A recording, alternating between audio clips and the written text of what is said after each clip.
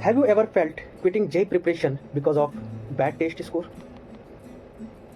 Have you ever compared your test score to the topper test score? Late night studying, mock test anxiety, and many more, such as future uncertainty. अगर ये सारी points आपके दिमाग में आ रहा है, सो ये video this video is going for you.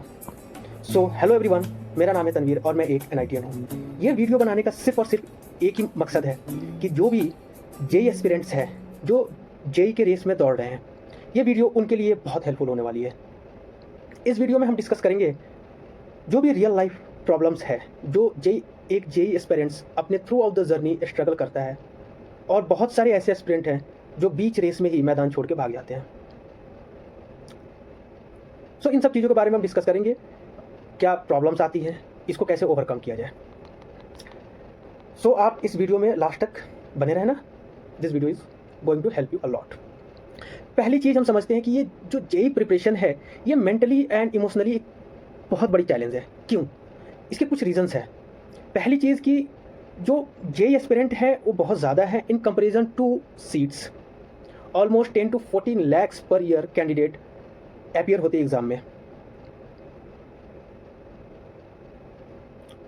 और नंबर ऑफ़ सीट्स बहुत कम है। तो इस वजह से भी ये एक बहुत बड़ा चैलेंज होता है। और जो JEE के जो पेपर होते हैं, स्पेशली जो JEE एडवांस का पेपर होता है जिससे IITs मिलता है, वो लिटरली बहुत ही चैलेंजिंग पेपर होता है और बहुत टफ होता है। सो इसको क्लियर करने के लिए एक प्रॉपर स्ट्रैटेजी चाहिए, प्रॉपर प्लान चाहिए। मैं स्ट्रैटेजी एंड प्लान के बारे में किसी और वीडियो में डिस्कस कर दूंगा। आप कमेंट लीव करना कि आपको वीडियो चाहिए, then I will make on that topic. Okay. Second, जो ये इसको चैलेंजिंग बनाता है कि ये जो है एक लॉन्ग टर्म प्रिपरेशन है, 2 से 3 साल का इसमें समय लगता है। ठीक। मेन अनदर पॉइंट जो है एक प्रेशर, पेरेंट्स का प्रेशर, कोचिंग इंस्टीट्यूट का प्रेशर, सोसाइटी का प्रेशर, फ्रेंड्स का प्रेशर। अगर नहीं हुआ तो क्या बोलेंगे लोग, अगर नहीं हुआ तो अब क्या। ठीक। Fear of failure, future uncertainty, ये सारे पॉइंट्स इसको चैलेंजिंग बनाते हैं कि अगर JEE नहीं हुआ, फेल कर गए, अटेम्प्ट्स खत्म हो गए। क्योंकि आपको पता है 3 साल आप दे सकते हैं JEE मेन एंड 2 साल आप दे सकते हैं ट्वेल्थ को लेके आप 2 साल दे सकते हैं JEE एडवांस। ठीक। उसके बाद क्योंकि इसमें नंबर ऑफ अटेम्प्ट्स लिमिटेड है, अटेम्प्ट्स खत्म हो गए तो आप क्या करेंगे, सोसाइटी क्या बोलेगी, रिलेटिव्स क्या बोलेंगे। तो इसकी वजह से भी ये बहुत बड़ा एक चैलेंज हो जाता है सामने। ठीक। ओके। अब हम डिस्कस करते हैं कि जो चैलेंजेस है वो कौन कौन से चैलेंजेस है और इसको कैसे ओवरकम किया जाए, और साइकोलॉजिकल एंड प्रैक्टिकल। जैसे फॉर एग्जांपल कि बच्चे लगातार टेस्ट देते हैं और उनको लो मार्क्स आता है, जेन्युइन है, इसमें कोई मतलब शॉकिंग नहीं है कि आप बहुत बड़ा ये शॉकिंग न्यूज़ नहीं है कि आप टेस्ट दे रहे हैं और आपको लो मार्क्स आ रहे हैं। ये होता है, नॉर्मली होता है। सो आपको साइकोलॉजिकल ये सोचना है कि मार्क्स शो करंट लेवल, आप जिस सिचुएशन में उस वक्त हो, मार्क्स आपका सिचुएशन बता रहा है, ना कि आपके फाइनल डेस्टिनी को बता रहा है। ठीक है। So marks show current situation, not final destiny. ठीक। अब प्रैक्टिकल स्ट्रेटेजी क्या होना चाहिए इसको ओवरकम करने के लिए। टेस्ट के बाद आपको जो 3 सब्जेक्ट्स होते हैं, फिजिक्स, केमिस्ट्री, मैथ्स, आपको एनालाइज करना है कि तीनों सब्जेक्ट्स में किस चैप्टर के अंदर किस टॉपिक्स में, टॉपिक्स के अंदर किस सब टॉपिक्स से आपको क्वेश्चंस रॉन्ग हुए हैं या क्वेश्चंस छोड़े हैं आपने। पहले डिस्कस कर लेते हैं क्वेश्चंस छोड़े हैं आपने। ठीक है। तो आपको एनालाइज करना है कि आपसे क्वेश्चंस क्यों छूटे हैं। क्या आपने वो टॉपिक को पढ़ा नहीं था, पढ़ा था तो क्या वो टॉपिक आपको समझ में ना आई, या आप रिकॉल नहीं कर पाए एग्जाम में। तो आपको एनालाइज करना है और इसको नोट डाउन करना है एक डायरी में, ताकि फर्दर सेम मिस्टेक्स अगले टेस्ट में आप ना करें। पहली चीज़। ठीक। सेकेंड पॉइंट इज डैट कि आपने कोई क्वेश्चन अटेम्प्ट किया है और वो रॉन्ग हो गया, तो आपको ये भी एनालाइज करना है कि आखिर में वो हमारा क्वेश्चन गलत क्यों हो गया। क्या आपने सिली मिस्टेक की है, क्या आपने कैलकुलेशन एरर किया है, क्या आप ऑप्शंस के बीच में कंफ्यूज हो गए। ठीक। कुछ भी हो सकता है रीज़न। तो आप जब एनालाइज करेंगे तब आप बेहतर बता पाएंगे कि एक्चुअल इशू क्या था। आप उसको भी नोट डाउन करेंगे ताकि ये फ्यूचर में ये गलती ना हो पाए, रिपीट ना हो पाए। ठीक है। नेक्स्ट चीज़, कंपेरिजन होता है। टेस्ट दे के रहे, फॉर एग्जांपल 300 मार्क्स का टेस्ट था, मेरा तो आ गया 100, मेरे दोस्तों को आ गया 200, किसी को आ गया 250। अब मैं कंपेयर कर रहा हूँ और डिमोटिवेट हो रहा हूँ। ठीक। तो कंपेयर तो आपको करना है। कंपेयर करने से ये होगा कि पहला टेस्ट में आपने कंपेयर किया 100, फिर आपको एनालाइज करना है जो मैंने पहला पॉइंट बोला कि क्या क्या मिस्टेक्स, क्यों क्वेश्चन छोड़े, क्या सिली मिस्टेक्स हुआ, उसको आपको एनालाइज करके आपको अगले टेस्ट में अपना प्रोग्रेस रिकॉर्ड करना है। ठीक है। Track your own progress.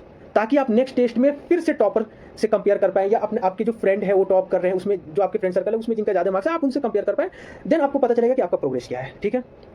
Time issue, देखो टाइम इशू एक ही कंडीशन में सॉल्व हो सकता है, अगर आपका डिसिप्लिन जो है ना मोटिवेशन से ज़्यादा है। आप मोटिवेटेड हो नहीं हो डजंट मैटर, लेकिन आप डिसिप्लिन्ड पर्सन हो ना तो आपका टाइम इशू खत्म हो जाएगा, आप प्रॉपर टाइम मैनेज कर पाओगे। लेकिन फिर भी कोई बात नहीं, मैं एक टाइम मैनेजमेंट में प्रॉपर वीडियो बना दूंगा। ठीक है, ठीक। नेक्स्ट है फॉरगेटिंग कंसेप्ट्स। होता क्या है जनरली कि आप कोचिंग इंस्टीट्यूट्स में गए, लेक्चर स्टार्ट हुआ, टीचर ने बाकायदा बहुत अच्छे से हर एक सब्जेक्ट्स के 1.5-2 घंटे लेक्चर चल रहे हैं, लेक्चर स्टार्ट हुआ, लेक्चर खत्म हुआ, उस समय दिमाग में 100% कंसेप्ट चला गया, 100% याद है।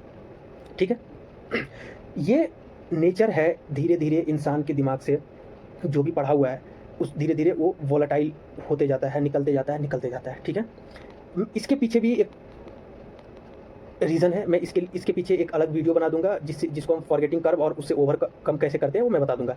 लेकिन अभी बता देता हूँ कि आप कंसेप्ट भूल रहे हो तो सिर्फ आप ही नहीं हो, दुनिया में हर एक इंसान के साथ ये प्रॉब्लम है, सबको ये प्रॉब्लम फेस करता है। ठीक, और इससे ओवरकम आप कैसे कर सकते हैं कि अगेन एंड अगेन रिवीजन के थ्रू। आपने नोट्स को, क्लास खत्म हो गई आपकी बाकायदा, आपने आया आपने रिवाइज किया। ठीक है, रिवाइज करके जो मेन नोट्स है उसमें से मेन चीज़ आपने निकाला और उसको शॉर्ट नोट्स में लिखा। ठीक, फिर आपने उसको 1 वीक के बाद दोबारा रिवाइज किया। जरूरी नहीं है आप मेन नोट्स को रिवाइज करो, एक बार आपने मेन नोट्स क्लास, आपने एक बार सारा कंटेंट क्लास में पढ़ा, दोबारा आके आपने उसको रिवाइज किया, देन आपने शॉर्ट नोट्स बनाया, तो अब आप शॉर्ट नोट्स को रिवाइज कर सकते हो। ठीक, इससे आपकी ये जो फॉरगेटिंग कंसेप्ट है ना, इससे आप बाहर निकल जाओगे। ठीक है, और फॉरगेटिंग कंसेप्ट्स जो है ना, आप जब वीकली टेस्ट दोगे, इससे भी वीकली टेस्ट से भी आप कंसेप्ट्स को भूलना आपकी खत्म हो जाएगी, बहुत कम हो जाएगी।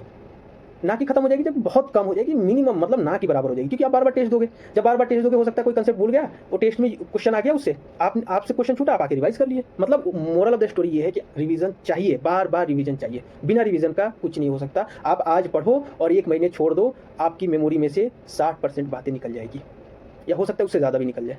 ठीक है, फियर ऑफ फेलियर। जो भी बच्चे जेई के प्रिपरेशन में है उनको ये एक डर होता है फियर ऑफ फेलियर का, कि अगर फेल हो गया तो। सो फेलियर, आपको ये समझना पड़ेगा ना, failure is part of success. जब तक आप फेल नहीं हो जाओगे ना, तब तक आप सक्सेस नहीं कर सकते। बस focus on effort, not result. Result पे आप फोकस मत करो, अपने एफर्ट पे फोकस करो, एक डिसिप्लिन वे में एफर्ट डालो। ठीक, रिजल्ट खुद पे खुद आ जाएगा। फ्यूचर को आपको नहीं सोचना है, अगर आप अपना प्रेजेंट बेहतर कर लिए तो आपका फ्यूचर ऑटोमेटिक बेहतर हो जाएगा। ठीक है, सो कुछ टिप्स हैं जो सेल्फ मोटिवेशन में काम आएगा आपको, लॉन्ग टर्म कंसिस्टेंसी। ठीक है, देखो बड़े बड़े गोल को आप क्या करो, छोटे छोटे टुकड़ों में बांटो, डेली टारगेट बनाओ। क्या होता है ना, बच्चे बैकलॉग्स कलेक्ट करते जाते सोचते एक दिन बैठेंगे और सबको निपटा देंगे। प्रैक्टिकली ये पॉसिबल नहीं है, ना कभी था, ना है और ना ही पॉसिबल होगा। आपको क्या करना है ना, जितना भी बड़ा काम हो या छोटा काम हो डजंट मैटर, आप उसको टुकड़ों में बांटो। ठीक, और उसको डेली कंप्लीट करते जाओ। ठीक, जब आपका एक प्रिपरेशन का टाइम खत्म होगा तब आप ये देखोगे कि सारा जो भी आपका टास्क था वो सब कुछ कंप्लीटेड है। ठीक है, बाकी surround your self with positive people, अच्छे दोस्त बनाओ जो पॉजिटिव थॉट्स लेके चले। देखो क्या होता है, मैं एक चीज़ बता रहा हूँ, सुनो। मान लो आपका एक दोस्त है, 3-4 लोगों की फ्रेंड सर्कल है, लेट्स से 4 लोगों की आपकी दोस्ती है।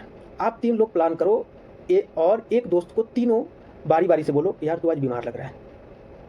एक पहले बोला, लेट्स से दिन में बोला या मॉर्निंग टाइम में बोला, दूसरा शाम को बोला कि यार तू बीमार लग रहा है, क्या हो गया तुमको।